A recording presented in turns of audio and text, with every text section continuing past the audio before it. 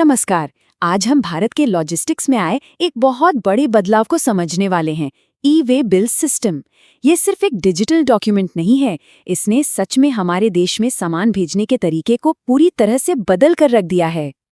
तो कभी ये सवाल मन में आया है कि भारत ने अपने व्यापार के रास्तों पर लगे लंबे जाम को कैसे खत्म किया और देश भर में सामान की आवाजाही को इतना तेज कैसे बना दिया? इसका जवाब एक बहुत ही सरल लेकिन बेहद असरदार आइडिया में छिपा है। और वो आइडिया है ई-वे बिल सिस्टम। याद है वो दौर जब राज्यों की सीमाओं पर ट्रकों की मीलों लंबी कतारें लगी रहती थी? ई-वे बिल ने उन फिजिकल चेक पोस्ट को इतिहास बना दिया और सामान की मूवमेंट को बिल्कुल स्मूथ कर दिया। चलिए इसे और करीब से समझते हैं।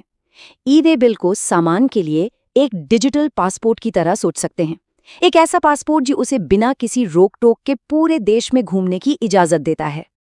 तो आखिर ये ई-वे बिल है क्या? देखिए, आसान भाषा में ये जीएसटी पोर्टल पर बनने वाला एक इलेक्ट्रॉनिक डॉक्यूमेंट है। ये इस बात का सबूत है कि सामान कानूनी तौर पर एक जगह से दूसरी जगह ले जाया जा रहा है। और हाँ, सबसे जरूरी बात, ये ट्रक के चलने से पहले बनना जरूरी है। और इसके फायदे? अरे फायदे तो जबरदस्त हैं। चेक पोस्ट हटे तो सामान तेजी से पहुंचने लगा।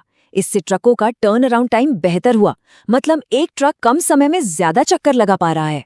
और इन सब का नतीजा लॉजिस्टिक्स की लागत में भारी कमी। बिजनेस के लिए तो ये एक बहुत बड़ी जीत है। अच्छा, अब ये समझते हैं कि ये सिस्टम काम कैसे करता है। और इसका सबसे जरूरी नियम है 50,000 रुपए का गोल्डन रूल। जी हाँ, 50,000 रुपए। यही वो मैजिक नंबर है जो ये तय करता है कि ई-वे बिल की जरूरत है या नहीं। तो नियम बिल्कुल सीधा है। अगर भेजे जा रहे माल की कंसाइनमेंट वैल्यू 50,000 रुपये से ज्यादा है तो ई-वे बिल बनाना ही पड़ेगा। और ये नियम लगभग हर तरह के गुड्स मूवमेंट पर लागू होता है। लेकिन एक मिनट, ये कंसाइनमेंट वैल्यू क्या चीज है? क्या इसका मतलब सिर्फ सामान की कीमत है? नहीं, इसमें एक छोटा सा पेच है। मान लीजिए सामान की कीमत है 48,000 रुपये और उस पर 18% जीएसटी लगा, तो कुल वैल्यू हो गई 56,640 रुपये। और क्योंकि ये 50,000 से ज्यादा है तो ई-वे बिल बनाना ही होगा, मतलब टैक्स जोड़कर वैल्यू देखनी है। तो अब ये तो पता चल गया कि ई-वे बिल कब बनाना है। तो चलिए अब देखते हैं कि ये बनता कैसे है। ये बहुत आसान है। इसके बस 2 हिस्से हैं। पहला हिस्सा है पार्ट ए। इसमें सामान की सारी जानकारी देनी होती है, जैसे इनवॉइस की डिटेल्स, सामान कहाँ से कहाँ जा रहा है, वगैरह वगैरह। और दूसरा हिस्सा है पार्ट बी, जिसमें उस गाड़ी की जानकारी होती है जिसमें सामान जा रहा है, यानी ट्रांसपोर्टर की डिटेल्स। और यहाँ एक बहुत ज़रूरी बात याद रखनी है। जब तक पार्ट बी नहीं भरा जाता तब तक ई-वे बिल सामान की मूवमेंट के लिए वैलिड नहीं होता। मतलब बिना गाड़ी के नंबर के वो बिल अधूरा है और किसी काम का नहीं है। अब सवाल आता है कि ये बिल बनाएगा कौन, सप्लायर या ट्रांसपोर्टर? ये इस बात पर निर्भर करता है कि सामान भेजा कैसे जा रहा है। देखिए, अगर कोई अपनी गाड़ी में सामान भेज रहा है तो जिम्मेदारी उसी की है। लेकिन अगर सामान किसी ट्रांसपोर्टर को दिया गया है तो फिर ई-वे बिल बनाना उसकी जिम्मेदारी बन जाती है। और अगर सामान रेल, हवाई जहाज या पानी के जहाज से जा रहा है तो ये जिम्मेदारी फिर से सप्लायर या सामान मंगवाने वाले पर आ जाती है। लेकिन सोचिए, अगर एक ही ट्रक में कई लोगों का सामान जा रहा हो तो क्या होगा? नियम तो ये कहता है कि हर इनवॉइस के लिए एक अलग ई-वे बिल चाहिए। लेकिन ट्रांसपोर्टर्स की आसानी के लिए इसका भी एक तरीका है। इसे कहते हैं कंसोलिडेटेड ई-वे बिल। ये एक तरह का मास्टर डॉक्यूमेंट है।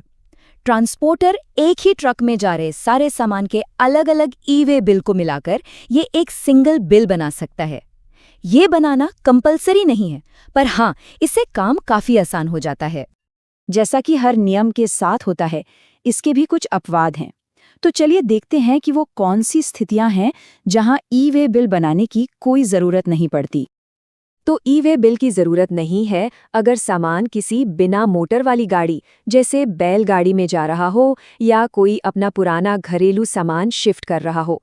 इसके अलावा करेंसी, ज्वेलरी या इंसानों के पीने वाली शराब ले जाने पर भी इसकी ज़रूरत नहीं। अरे खाली कार्गो कंटेनर भी इस लिस्ट में शामिल हैं। एक और बहुत ज़रूरी बात है जिसे गांठ बांध लेना चाहिए। एक बार ई-वे बिल बन गया तो उसे एडिट या ठीक नहीं किया जा सकता। अगर कोई गलती हो गई तो सिर्फ एक ही रास्ता है, उसे 24 घंटे के अंदर कैंसिल करो और सही जानकारी के साथ एक नया बिल बनाओ। अच्छा, एक ई-वे बिल कितने समय तक वैलिड रहता है? ये पूरी तरह से दूरी पर निर्भर करता है। 200 किलोमीटर तक के सफर के लिए वैलिडिटी होती है 1 दिन और उसके बाद हर 200 किलोमीटर के लिए एक और दिन मिलता जाता है। मान लीजिए किसी ने आपके नाम पर ई-वे बिल बनाया तो आपको एक नोटिफिकेशन आएगा। अब आपके पास उसे स्वीकार या अस्वीकार करने के लिए 72 घंटे या डिलीवरी होने तक का समय होता है। लेकिन सावधान, अगर इस दौरान कुछ नहीं किया तो सिस्टम उसे अपने आप ही एक्सेप्टेड मान लेगा। तो चलिए आखिर में 3 सबसे जरूरी बातें फटाफट दोहरा लेते हैं। पहला, 50,000 की लिमिट चेक करने के लिए हमेशा सामान की कीमत में टैक्स जोड़ना न भूलें। दूसरा, पार्ट बी यानी गाड़ी की डिटेल्स के बिना बिल अधूरा है। और तीसरा, याद रखें गलती हो जाए तो एडिट नहीं होगा, सिर्फ 24 घंटे के अंदर कैंसिल करके नया बनाना होगा। ई-वे बिल तो बस एक शुरुआत है। जैसे जैसे हमारी सप्लाई चेन और भी स्मार्ट और तेज हो रही हैं, ये सोचना दिलचस्प है कि अगला कौन सा बड़ा कागजी काम है जो डिजिटल क्रांति का हिस्सा बनने वाला है। भविष्य वाकई काफी रोमांचक लग रहा है।